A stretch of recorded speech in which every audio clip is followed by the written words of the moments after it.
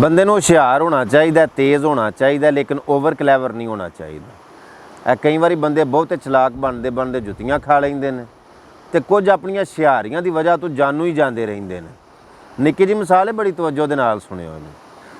ਤਿੰਨਾਂ ਬੰਦਿਆਂ ਦੀ ਆਪਸ ਦੇ ਵਿੱਚ ਬੜੀ ਗਹਿਰੀ ਯਾਰੀ ਸੀ। ਇੱਕ ਵਕੀਲ, ਇੱਕ ਮੌਲਵੀ ਤੇ ਇੱਕ ਦਾਨਿਸ਼ਵਰ। ਉਹਨਾਂ ਕੋਲੋਂ ਕੋਈ ਕੰਮ ਐਸਾ ਹੋ ਗਿਆ ਕਿ ਬਯੱਕ ਵਕਤ ਤਿੰਨਾਂ ਨੂੰ ਸਜ਼ਾਏ ਮੌਤ ਸੁਣਾ ਦਿੱਤੀ ਗਈ। ਪਹਿਲਿਆਂ ਵਕਤਾਂ ਦੇ ਵਿੱਚ ਸਜ਼ਾਏ ਮੌਤ ਦੇ ਤਰੀਕੇ ਮੁਖਤਲਿਫ ਸਨ। ਫਾਂਸੀ ਤੋਂ ਇਲਾਵਾ ਵੀ ਕੋਈ ਮੌਤ ਦੀ ਸਜ਼ਾ ਦੇ ਤਰੀਕੇ ਹੈ ਸਨ।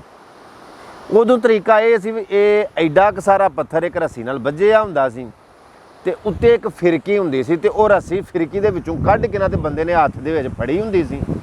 ਜਿਹੜੇ ਵੇਲੇ ਉਹ ਜਿਹੜੇ ਬੰਦੇ ਨੂੰ ਸਜ਼ਾ ਦਿੱਤੀ ਗਈ ਹੁੰਦੀ ਸੀ ਨਾ, ਉਹਦਾ ਸਿਰ ਪੱਥਰ ਦੇ ਥੱਲੇ ਕਰਦੇ ਸਨ ਤੇ ਉਹ ਰੱਸੀ ਜਿਹਨੇ ਫੜੀ ਹੁੰਦੀ ਸੀ ਉਹ ਛੱਡਦਾ ਸੀ ਤੇ ਉਹ ਪੱਥਰ ਬੰਦੇ ਦੇ ਸਿਰ ਤੇ ਪੈਂਦਾ ਸੀ ਤੇ ਬੰਦਾ ਮਰ ਜਾਂਦਾ ਸੀ। ਹੋਇਆ ਇੰਜ ਵੀ ਸਭ ਤੋਂ ਪਹਿਲਾਂ ਵਾਰੀ ਆ ਗਈ ਮੌਲਵੀ ਸਾਹਿਬ ਦੀ। ਉਹਨਾਂ ਆਖਿਆ ਲਿਆਓ ਮੌਲਵੀ ਕੱਢ ਕੇ। ਜਿਹੜੇ ਵੇਲੇ ਥੱਲੇ ਲੰਮਾ ਪਾਇਆ ਨਾ ਤੇ ਉਹਦਾ ਸਿਰ ਬਿਲਕੁਲ ਪੱਥਰ ਦੇ ਥੱਲੇ ਇਸ ਤਰ੍ਹਾਂ ਜਦੋਂ ਰੱਖਿਆ ਤੇ ਉਹ ਰੱਸੀ ਵਾਲੇ ਨੇ ਜਦੋਂ ਰੱਸੀਆਂ 'ਚ ਛੱਡੀ ਨਾ ਤੇ ਪੱਥਰ ਮੌਲਵੀ ਦੇ ਸਿਰ ਤੋਂ ਇਹ ਇੰਨਾ ਕੁ ਉੱਤੇ ਆ ਕੇ ਤੇ ਪੱਥਰ ਰੁਕ ਗਿਆ। ਉਹਨਾਂ ਆਖਿਆ ਯਾਰ ਐਸੇ ਪੱਥਰ ਦੇ ਨਾਲ ਬੜੀ ਦੁਨੀਆ ਨੂੰ ਮੌਤ ਦੀ ਸਜ਼ਾ ਦਿੱਤੀ ਏ ਤੇ ਬਚਿਆ ਕੋਈ ਨਹੀਂ, ਤੇ ਮੌਲਵੀ ਕਿਵੇਂ ਬਚ ਗਿਆ? ਉਹਨਾਂ ਆਖਿਆ ਇਹ ਕੋਈ ਬੇਕਸੂਰ ਬੰਦਾ ਹੋਣਾ, ਬੇਗੁਨਾਹ ਬੰਦਾ ਜਿਹਨੂੰ ਅਸੀਂ ਸਜ਼ਾਏ ਮੌਤ ਦਿੰਦੇ ਹਾਂ ਪਏ, ਤੇ ਮਤਲਬ ਕਿ ਕੋਈ ਕ੍ਰਿਸ਼ਮਾ ਹੀ ਹੋਇਆ ਜਿਹੜਾ ਬਚ ਗਿਆ। ਇਸ ਵਾਸਤੇ ਸਾਨੂੰ ਨਾ ਮੌਲਵੀ ਨੂੰ ਛੱਡਣਾ ਚਾਹੀਦਾ। ਉਹਨਾਂ ਮੌਲਵੀ ਨੂੰ ਥੱਲਿਓਂ ਕੱਢਿਆ ਤੇ ਉਹਦੇ ਥਾਂ ਨਾਲ ਅਗਲਾ ਵਕੀਲ ਲਿਆ ਕੇ ਲੰਮਾ ਪਾਇਆ। ਜਦੋਂ ਵਕੀਲ ਨੂੰ ਥੱਲੇ ਲਟਾਇਆ ਨਾ ਤੇ ਉਹ ਰੱਸੀ ਵਾਲੇ ਨੇ ਰੱਸੀ ਛੱਡੀ ਨਾ ਤੇ ਉਹ ਵਕੀਲ ਦੇ ਵੀ ਸਿਰ ਤੋਂ ਇਹ ਇੰਨਾ ਕੁ ਉੱਤੇ ਆ ਕੇ ਤੇ ਪੱਥਰ ਰੁਕ ਗਿਆ। ਉਹ ਸਗੋਂ ਪੱਕੇ ਹੋ ਗਏ। ਉਹਨਾਂ ਆਖਿਆ ਯਾਰ ਇਹ ਨਾ ਕੋਈ ਵਾਕਈ ਬੇਗੁਨਾਹ ਬੰਦੇ ਨੇ ਤੇ ਅਸੀਂ ਇਹਨਾਂ ਨੂੰ ਜਾਣ ਬੁੱਝ ਕੇ ਸਜ਼ਾ ਪੇ ਦਿੰਦੇ ਹਾਂ, ਮਤਲਬ ਅਸੀਂ ਗਲਤ ਪੇ ਕਰਨੇ ਆ। ਉਹਨੇ ਆਖਿਆ ਇਹਨਾਂ ਨੂੰ ਕੱਢ ਛੱਡੋ।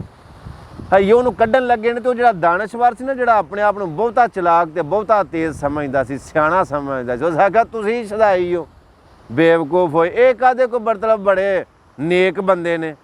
ਇਹ ਜਿਹੜੀ ਰੱਸੀ ਹੈ ਨਾ ਜਿਹਦੇ ਨਾਲ ਮਤਲਬ ਤੂੰ ਉਹ ਰੱਸੀ ਛੱਡਣਾ ਤੇ ਪੱਥਰ ਥੱਲੇ ਡਿੱਗਦਾ, ਉਹ ਫਿਰਕੀ ਦੇ ਕੋਲ ਰੱਸੀ ਜਾ ਕੇ ਨਾ ਇੱਕ ਗੰਢ ਉਹ ਰੱਸੀ ਨੂੰ ਤੇ ਫਿਰਕੀ ਦੇ ਕੋਲ ਜਾ ਕੇ ਉਹ ਗੰਢ ਅੜ ਜਾਂਦੀ ਏ ਤੇ ਪੱਥਰ ਜਿਹੜਾ ਉੱਚਾ ਰਹਿੰਦਾ ਵੇ ਉਹ ਗੰਢ ਖੋਲੋ ਤੇ ਇਹਨਾਂ ਦੇ ਸਿਰ ਦੇ ਉੱਤੇ ਪੱਥਰ ਪਏ। ਉਹਨਾਂ ਆਖਿਆ ਠੀਕ ਹੈ ਬਾਈ। ਉਹਨਾਂ ਦੋਵਾਂ ਬੰਦਿਆਂ ਨੂੰ ਬਾਹਰ ਪਹਿਲਾਂ ਕੱਢ ਛੱਡਿਆ ਸੀ। ਉਹਨਾਂ ਆਖਿਆ ਤੂੰ ਆ ਹਾਂ ਪਹਿਲਾਂ। ਉਹ ਜਿੰਨੇ ਮਸ਼ਵਰਾ ਦਿੱਤਾ ਨਾ, ਬਹੁਤਾ ਸਿਆਣਾ ਬਣਿਆ ਦਾਨਿਸ਼ਵਰ, ਉਹਨਾਂ ਨੂੰ ਥੱਲੇ ਲੰਮਾ ਪਾਇਆ ਤੇ ਗੰਢ ਖੋਲੀ ਉਹ ਰੱਸੀ ਵਾਲੇ। ਉਹਨਾਂ ਵੇਖਿਆ, ਉਹਨਾਂ ਆਖਿਆ ਵਾਕਈ ਗੰਢ ਵੱਜੀ। ਉਹਨਾਂ ਉਹ ਗੰਢ ਖੋਲ ਕੇ ਨਾ ਤੇ ਜਦੋਂ ਰੱਸੀ ਵਾਲੇ ਨੇ ਰੱਸੀ ਛੱਡੀ ਨਾ ਤੇ ਉਹ ਪੱਥਰ ਉਹਦੇ ਸਿਰ ਤੇ ਪਿਆ ਤੇ ਉਹ ਘੈਂ ਹੋ ਗਿਆ। ਇਹ ਕਈਆਂ ਥਾਵਾਂ ਤੇ ਨਾ ਬੰਦੇ ਦੀ ਚੁੱਪ ਉਹਨੂੰ ਬੜਾ ਫਾਇਦਾ ਦਿੰਦੀ ਹੈ। ਸਿਆਣੇ ਆਂਦੇ ਨੇ ਇੱਕ ਚੁੱਪ ਤੇ 100 ਸੁੱਖ।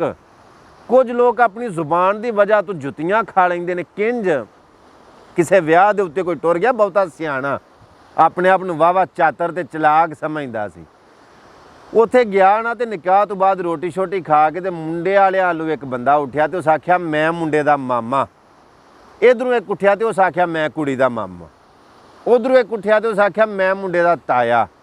ਇੱਧਰੋਂ ਇੱਕ ਉੱਠਿਆ ਤੇ ਉਸ ਆਖਿਆ ਮੈਂ ਕੁੜੀ ਦਾ ਤਾਇਆ। ਉੱਧਰੋਂ ਇੱਕ ਉੱਠਿਆ ਤੇ ਉਸ ਆਖਿਆ ਮੈਂ ਮੁੰਡੇ ਦਾ ਚਾਚਾ।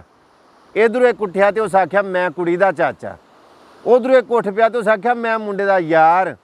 ਹੁਣ ਇਹ ਉੱਠ ਪਿਆ ਤੇ ਆਖਣ ਲੱਗਾ ਮੈਂ ਕੁੜੀ ਦਾ ਯਾਰ। ਉਹ ਘਰ ਦਿਆਂ ਵੀ ਬਾਹਰ ਦਿਆਂ ਵੀ ਕੁੱਟ ਕੇ ਧੂੰ ਕੱਢ ਛੜਿਆ। ਅਸੀਂ ਮੈਨੂੰ ਮਾਰਿਆ ਕਿਉਂ ਮੈਨੂੰ ਕੁੱਟ ਦਿਓ? ਉਹਨੇ ਆਖਿਆ ਮੈਂ ਮੁੰਡੇ ਦਾ ਯਾਰ ਤੇ ਮੈਂ ਵੀ ਆਖਿਆ ਕੁੜੀ ਦਾ ਯਾਰ। ਉਹਨੇ ਆਖਿਆ ਤੈਨੂੰ ਪਤਾ ਨਹੀਂ ਕਿੱਥੇ ਬੋਲਣਾ ਤੇ ਕਿੱਥੇ ਨਹੀਂ ਬੋਲਣਾ। ਜੇ ਬੋਲਣਾ ਵੀ ਹੈ ਤੇ ਕੀ ਬੋਲਣਾ? ਸਿਰਫ ਤੈਨੂੰ ਇਹ ਨਹੀਂ ਪਤਾ ਮੈਂ ਬੋਲ ਬੜਾ ਲੈਣਾ। ਸੋ ਇਸ ਵਾਸਤੇ ਬੋਲਣ ਤੋਂ ਪਹਿਲਾਂ ਉਹਨੂੰ ਤੋਲੋ ਕਿ ਅਸੀਂ ਬੋਲਣ ਕੀ ਲੱਗਿਆ। ਪਹਿਲਾਂ ਸੋਚ ਲਵੋ ਤੇ ਫਿਰ ਬੋਲੋ ਕਿ ਅਸੀਂ ਕੀ ਬੋਲਣਾ, ਕਿਉਂਕਿ ਜੋ ਬੋਲ ਜ਼ਬਾਨੋਂ ਨਿਕਲ ਗਿਆ ਉਹ ਤੀਰ ਕਮਾਨੋਂ ਨਿਕਲ ਗਿਆ।